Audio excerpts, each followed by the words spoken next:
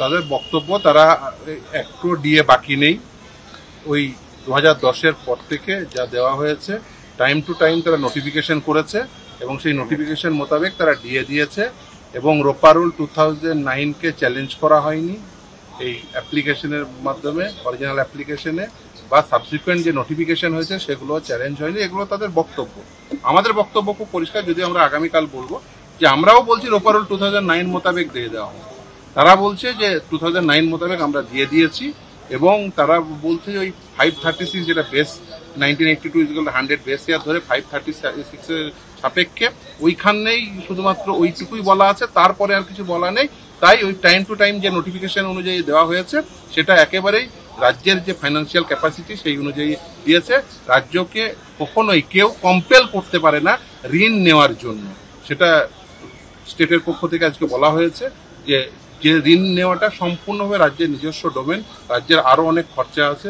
Even তারা যে application করেছে সেই অ্যাপ্লিকেশনেরও পেজ 5 অনওয়ার্ড যে বিভিন্ন স্কিমগুলো আছে সেই স্কিমের খরচ এবং সেই সাপেক্ষে যে ম্যাচিং গ্রান্ট সেইগুলোকেও তারা উল্লেখ করেছে এবং তাদের বক্তব্য খুব পরিষ্কার, কোনো ডিএ বাকি নেই। সেই ডিএ একেবারেই টাইম টু টাইম নোটিফিকেশন করে দেওয়া হয়েছে, একেবারে একটুকু ডিএ বাকি নেই। কিন্তু আমাদের বক্তব্য যে ডিএ এআইসিপিআই অনুযায়ী দিতে হবে, সেই এআইসিপিআই অনুযায়ী দেওয়া হয়নি। আজকে মহামান্য বিচারপতিদ্বয় বারবার জানতে চান যে এআইসিপিআই বিষয়টি কি, তাহলে ডিএ কি এআইসিপিআই অনুযায়ী দেওয়া হয়েছে কি হয়নি।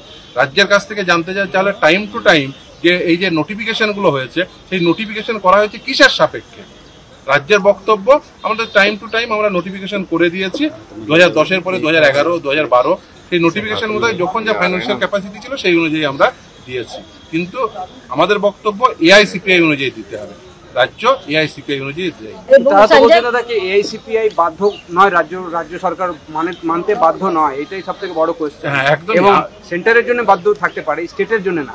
একদমই আমাদের বক্তব্য রোপা রুল 2009-এ ডিএ যে এআইসিপিআই অনুযায়ী দিতে হবে সেটাই আমরা ইন্টারপ্রিটেশন করে আগামীকাল নিশ্চিতভাবে আমরা বলবো আমাদের তরফ থেকে যে কেন এআইসিপিআই অনুযায়ী দিতে হবে। তার কারণ খুব পরিষ্কারভাবে ওই রোপা রুল 2009-এ একেবারে নির্দিষ্টভাবে লেখা আছে, আমরা সেটার ইন্টারপ্রিটেশন করব যে কেন ডিএ এআইসিপিআই অনুযায়ী।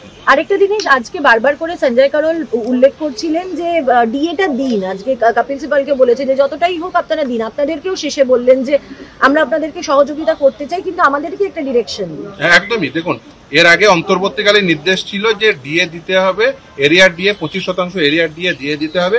এখনো পর্যন্ত সেটা রাজ্য সরকার দেয়নি। তারা একটা অ্যাপ্লিকেশন করেছিল এবং তারা সেই অ্যাপ্লিকেশনে বলেছিল যে বিভিন্ন প্রকল্পে সেন্ট্রাল গভর্নমেন্ট কতটা টাকা তাদের বাকি রেখেছে এই সমস্ত বলেছিল। 1.3 টাইমস খরচা হয়ে যায় যে 3টে হেডে মাত্র মাইনে এবং পেনশন এবং এই যে ঋণ নেওয়া হয়েছে সেই ঋণের সুদ মেটাতে, ফলে এই যে বিপুল খরচ সেই বিষয়ে তারা উল্লেখ করেছে। এবং শুধু তাই না, আজকে রাজ্যের তরফ থেকে এটাও বলা হয়েছে শিডিউল 7-কে দেখিয়ে যে স্টেট লিস্টে রাজ্যকে এভাবে বাধ্য করা যায় না। ইভেন আজকে বলে হচ্ছে যদি এই অর্ডারটিকে এক্সিকিউট করতে হয় যে পরিমাণ টাকা তাদের ধার নিতে হবে, তাহলে তো রিজার্ভ ব্যাংক অফ ইন্ডিয়ার কাছ থেকে আবার তাদের পারমিশন নিতে হবে, আবার লেজিসলেটরদের কাছে যেতে হবে, কারণ এফআরবিএম অ্যাক্ট আছে। ফলে সেখানে নির্দিষ্টভাবে তাদের বক্তব্য, তাহলে এই যে পাবলিক ডেট, এই পাবলিক ডেট হচ্ছে স্টেট লিস্টের বিষয়, ফলে রাজ্যকে পাবলিক ডেট নিতে বাধ্য করা যাবে না, এটা তাদের বক্তব্য।